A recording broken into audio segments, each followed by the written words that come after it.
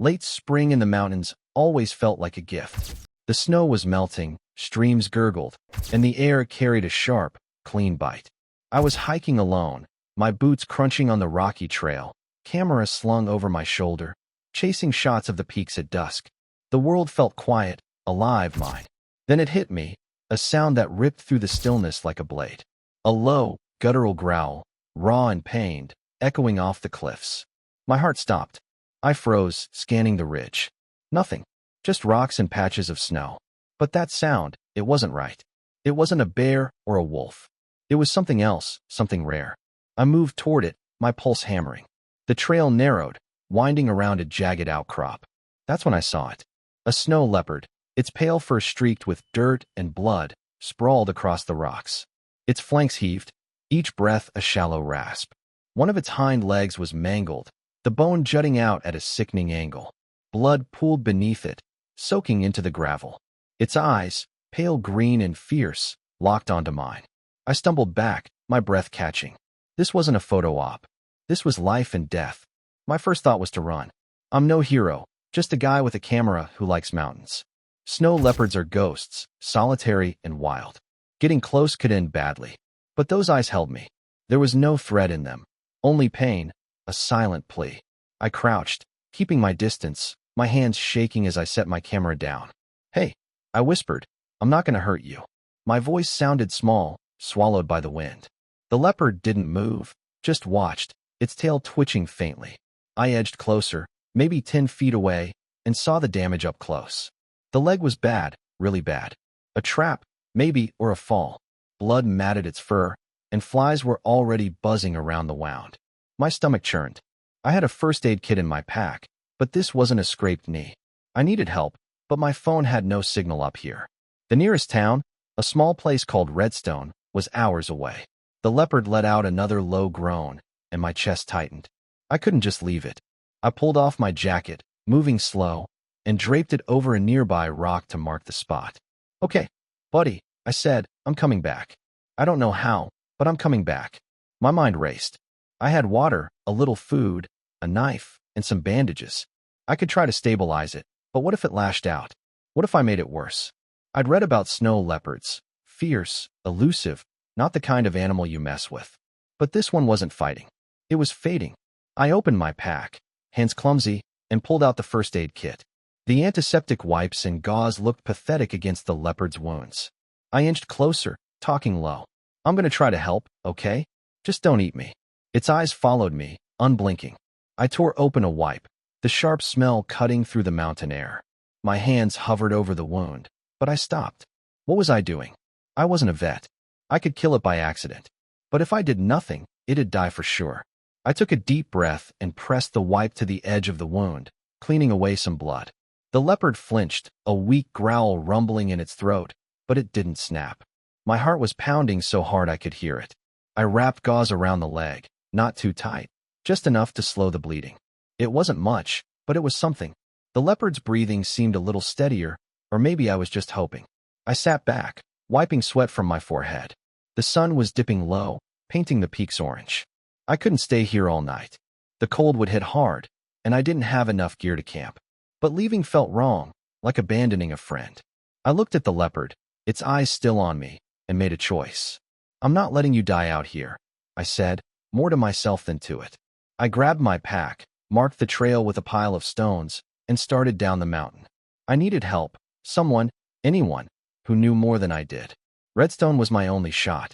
As I hiked, my mind kept replaying those eyes. I'd never felt so small, so out of my depth. Could I even find someone in time? Would the leopard still be alive when I got back? The trail stretched ahead, endless and unforgiving, and all I could do was keep moving. The trail down to Redstone was brutal. My boots slipped on loose gravel, and the wind picked up, biting through my thin shirt now that my jacket was back with the leopard. The sky was turning gray, clouds rolling in fast. Late spring in these mountains could flip from sunny to stormy in minutes, and I felt the first drops of rain on my face. My phone was useless, no bars, no signal. Just me, my pack, and the image of that snow leopard's green eyes burned into my head. I kept moving, faster than I should have, my legs burning. Every second I wasted, that animal was bleeding out. I'd been in these mountains before, years ago, after my dad passed. Those hikes were my escape, a way to drown out the grief. I'd seen deer, foxes, even a bear once, but never anything like this leopard. Back then, I was running from something. Now, I was running toward it. The thought of that animal dying alone up there clawed at me. I couldn't let it happen. Not if I could help it. Halfway down the trail, I heard a shout. A figure stood ahead, leaning on a stick, a weathered hat pulled low. A local, maybe a shepherd. "Hey," I called, waving my arms. "I need help." He didn't move, just stared as I stumbled closer. Up close, he was older, maybe 60, with deep lines on his face and a gray beard. His name was Tom, he said, voice rough like the rocks around us. "What's got you in such a hurry, kid?" he asked, eyeing my pack. "There's a snow leopard," I said, catching my breath. "It's hurt bad, up on the ridge. Broken leg, bleeding. I tried to help, but I need to get it to Redstone." His eyes narrowed. "A leopard? You sure? They don't come down this low. Not unless something's wrong." I nodded, describing the blood, the bone, those eyes. He shook his head. "You're crazy to get near one. They'll rip you apart, hurt or not." "I'm not leaving it to die," I said, sharper than I meant. Tom crossed his arms, looking me up and down. "City boy, huh? You think you're saving the world?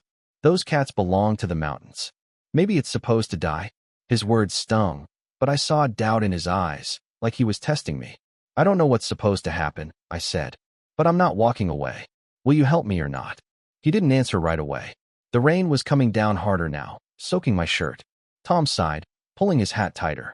"All right," he said, "but if that thing bites you, don't blame me. We need to move it before the storm hits." He pointed to a tarp in his pack. "We can use this to carry it." My chest loosened a little. "Thank you," I said. He just grunted. We hiked back up, the trail slick and treacherous. My mind raced. Would the leopard still be alive? Had I wrapped the gauze too tight? Too loose? Tom didn't talk much, just muttered about the weather and how he'd seen a leopard once, years ago, before they got so rare. "They're ghosts," he said. "You don't mess with ghosts." I didn't argue. I was too focused on keeping my footing and praying we weren't too late. When we reached the outcrop, my heart sank. The leopard was still there, but its breathing was slower, weaker. My jacket was soaked, half covering its side. "It's alive," I said, kneeling beside it. Tom crouched too, his face unreadable. "Damn," he whispered. "That's a bad break." He spread the tarp out, careful not to spook the animal. Its eyes flicked to him, then back to me. I swear it recognized me. "Easy," I said, touching its flank gently. "We're gonna get you out of here." Moving it was a nightmare. The leopard weighed a ton, and every movement made it whimper, a sound that cut straight through me. Tom and I slid the tarp under it, inch by inch, trying not to jostle the leg. My hands were shaking, slick with rain and blood. "Come on," I muttered. "You're tougher than this." Tom shot me a look. "Talking to it won't help," he said, but I caught a flicker of respect in his eyes. The rain hadn't stopped by the time Tom and I reached Redstone, hauling the snow leopard on the tarp between us.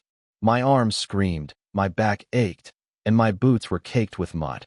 The leopard's breathing was faint, a shallow rasp that barely moved its sides. We'd made it to the village, but it felt like we were still miles from saving it. Redstone was small, a cluster of weathered houses, a general store, a bar, and a church with a peeling steeple. Streetlights flickered as dusk settled, casting shadows over the dirt roads. People peered from windows, their faces curious, wary. We set the tarp down near the store, under an awning to shield it from the rain. The leopard's eyes were half closed, its fur matted and dull. "Stay with me," I whispered, brushing my hand over its flank. Tom wiped his brow, looking around. "Folks here don't take kindly to wild animals," he said. "You'll have a hard time convincing them to help." I didn't care. I just needed one person who knew what to do. A small crowd gathered, keeping their distance. A woman in a red coat stepped forward, her arms crossed. "What's that thing doing here?" she asked, her voice sharp. "It's hurt," I said, standing up. "A snow leopard. It needs a vet." Her eyes widened, but she shook her head. "Those things are killers. You're putting us all at risk." A few others nodded, murmuring. I felt my jaw tighten. "It's dying," I said. "I'm not asking you to pet it. I'm asking for help." A man pushed through the crowd, older, with a limp and a face like cracked leather. "Name's Doc Ellis," he said. "Used to be a vet round here." "What's the damage?" Relief hit me like a wave. "Broken leg," I said, "bad. Bones out, lots of blood loss. He knelt by the leopard, slow and careful, his hands steady despite his age. He lifted the gauze-eyed rat, frowning. You did all right, kid, he said. But this is beyond me. Needs surgery, proper equipment. Closest place is the clinic in Ashton, 2 hours away. My heart sank. 2 hours? In this rain, with the leopard fading? How do we get it there? I asked. Doc Ellis rubbed his chin. My old truck might make it, but the roads are rough. And that clinic ain't cheap. I glanced at the leopard, its chest barely moving. I'll figure it out, I said. Just tell me what to do till we get there. He gave me a long look, then nodded. Keep it warm, keep it still. I'll grab some supplies. The crowd was still there, whispering. A young guy, maybe 20, stepped up. I'm Jake, he said. I got a blanket in my car. I can help load it. I nodded, grateful. Thanks, man. But the woman in the red coat wasn't done. You're all fools, she said. That thing wakes up, it'll tear you apart. Tom snorted. Lady, it ain't waking up without help. Now back off. She glared but stepped back. Doc Ellis returned with a bag of saline and a syringe. This'll keep it hydrated, he said, setting up a drip with practiced hands. I held the bag, watching the fluid trickle into the leopard's vein. Its breathing seemed a little stronger, but I wasn't sure if I was imagining it. Jake brought the blanket, and we tucked it around the animal, careful not to jostle the leg. The rain drummed on the awning, loud and relentless. Night fell, and the crowd thinned. Doc Ellis said he'd prep his truck, but it'd take time to clear the back and check the tires. Tom headed home, promising to return at dawn. Jake stayed a bit, then left too. It was just me and the leopard now, under the dim streetlight. I sat on the ground, my back against the store wall, watching its chest rise and fall. You're a fighter, I said softly. You have to be. I thought about my mom, years back, in the hospital. I'd sat by her bed like this, listening to her breathe, willing her to hold on. She didn't. The memory hit hard, and I blinked back tears. This wasn't the same, I told myself. This time, I could do something. But doubt gnawed at me. What if the truck broke down? What if the clinic turned us away? What if I was too late? Hours passed. The leopard stirred once, its eyes cracking open, green and glassy. I leaned close, my voice low. Hang in there, buddy. We're going to a place that can fix you up. I don't know if it understood, but it didn't flinch when I touched it. That felt like trust, fragile and heavy. I looked out at the dark, the rain blurring the road to Ashton. We had a plan, but time wasn't on our side. The drive to Ashton was a blur of rain and rattling metal.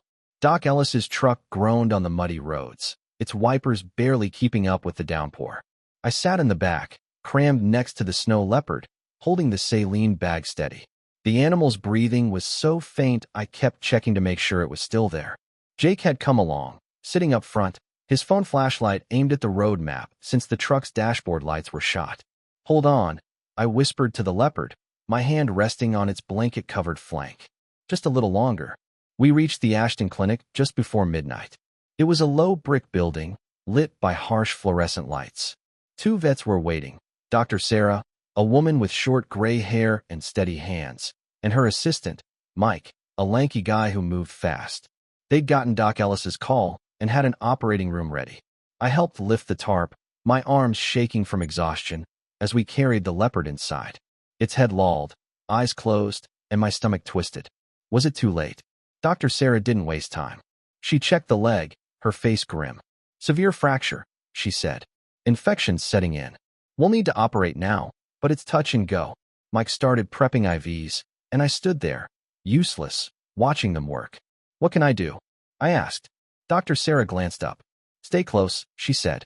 If it wakes up, it'll need a calm presence. I nodded, though I wasn't sure how calm I could be. The operating room smelled of antiseptic and steel. I stayed by the leopard's head, talking low, like I had back in Redstone. You're tough, I said. You've got this. My voice cracked, but I kept going. Dr. Sarah and Mike moved like a well-oiled machine, cleaning the wound, setting the bone. But halfway through, the leopard's breathing hitched, a sharp, uneven gasp. Heart rate's dropping, Mike said, his voice tight. Dr. Sarah adjusted the anesthesia, her jaw set. Come on, she muttered. Don't give up on us. I felt helpless, my hands clenched at my sides. Memories flooded back, my mom's final days, the beeping monitors, the doctor's quiet voices. I'd been too young to do anything then, just a kid holding her hand. Now here I was, fighting for another life, and it felt just as fragile.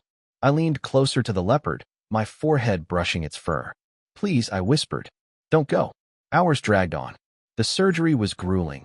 Pins to stabilize the bone, antibiotics to fight the infection. Dr. Sarah stepped back at one point, wiping sweat from her brow. It's not looking good, she said quietly. The blood loss was too much, and the infection's deep. We're doing everything we can, but she didn't finish. She didn't need to. I nodded, my throat tight, and turned back to the leopard. Its chest rose and fell, barely. Jake poked his head in, his face pale. Hey, he said, some folks from Redstone are here. They're doing something. I frowned, following him to the waiting area. A dozen people stood there, some I recognized from the village. The woman in the red coat, her name was Linda, was among them, holding a coffee can with cash stuffed inside. We heard about the cat, she said, her voice softer than before. Took up a collection. It ain't much, but it'll cover the surgery. I was stunned. You didn't have to, I said, my voice rough. Linda shrugged. Yeah, well, maybe I was wrong about it. Don't make me regret this. The others nodded, some offering small smiles. Tom was there too, leaning against the wall.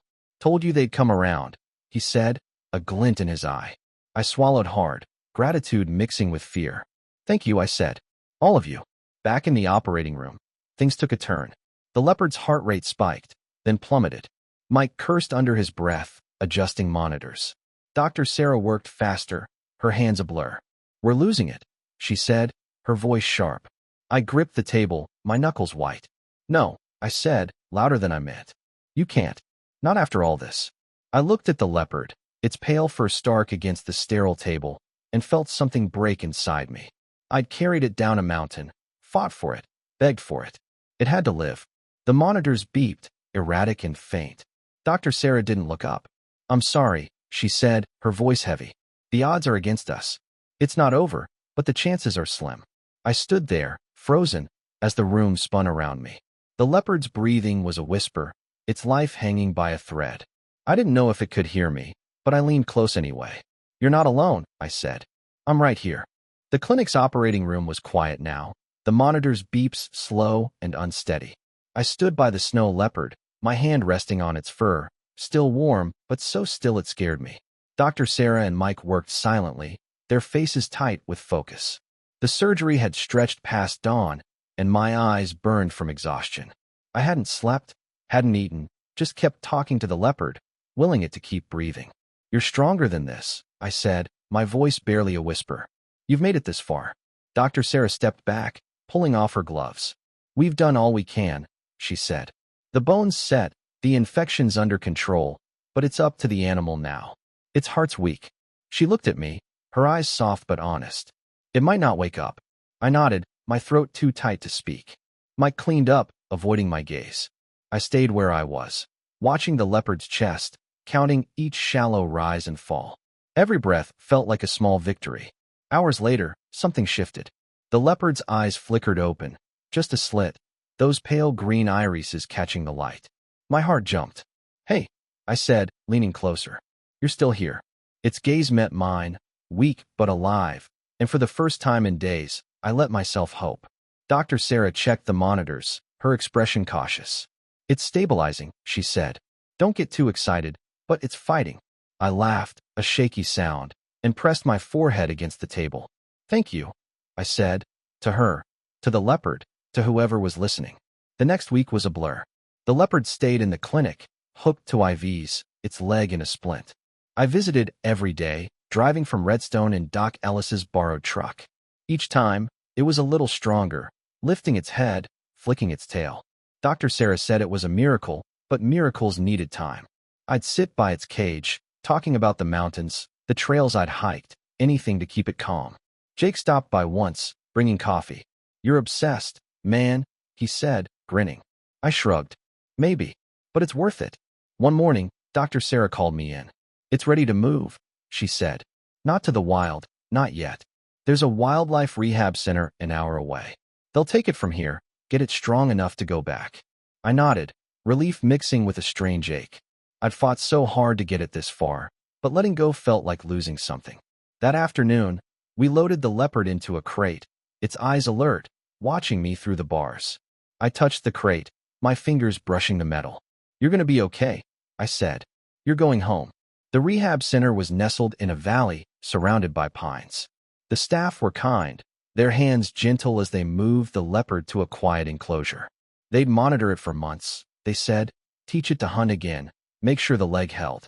I stood outside, watching through a fence as the leopard settled in, its fur catching the late spring sun. It looked out of place, a wild thing in a cage, but it was alive. That was enough. Back in Redstone, life went on. Tom clapped me on the shoulder at the general store, said I wasn't half bad for a city boy. Linda, the woman in the red coat, nodded at me one day, like we shared a secret. The money they'd collected had paid for the surgery, with some left over for the rehab center. I kept hiking, my camera heavy with new photos, but none of the leopard. That moment felt too private, too raw. Months later, I got a call from the rehab center. The leopard was ready for release. I drove out at dawn, stood on a ridge as they opened the crate. The leopard stepped out, hesitant, its legs scarred but strong. It glanced back once, those green eyes locking on mine, then vanished into the trees. I didn't move for a long time, just listened to the wind, wondering if it would make it out there. That leopard changed me. I'd been running from things, grief, failure, the weight of my own mistakes. But fighting for it, seeing the way a whole town came together, showed me something. People are messy, scared, stubborn, but they can be good, too. I don't know if the leopard's still out there, roaming the peaks, or if the mountains claimed it. But I know it got a chance because we didn't give up. And that's something I'll carry forever.